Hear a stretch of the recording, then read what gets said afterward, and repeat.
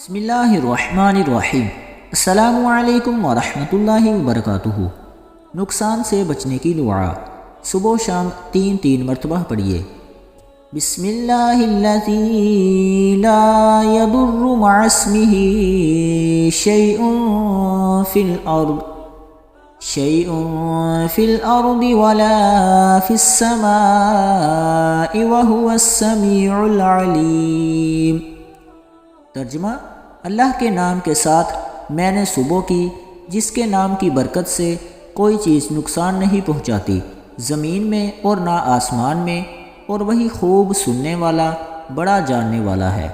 اس دعا کو پڑھنے کی فضیلت: رسول اللہ صلی اللہ علیہ وآلہ وسلم نے فرمایا، جو شخص صبح و شام تین مرتبہ یہ دعا پڑھ لیا کرے، اسے کوئی چیز نقصان نہیں پہنچا سکتی۔ سبحان اللہ۔ اللہ پاک ہم سب کو اس دعا پر عمل کی توفیق عطا فرمائے۔ اللہ پاک ہم سب کو اپنے حفظ و امان میں رکھے۔ آمین ثم آمین۔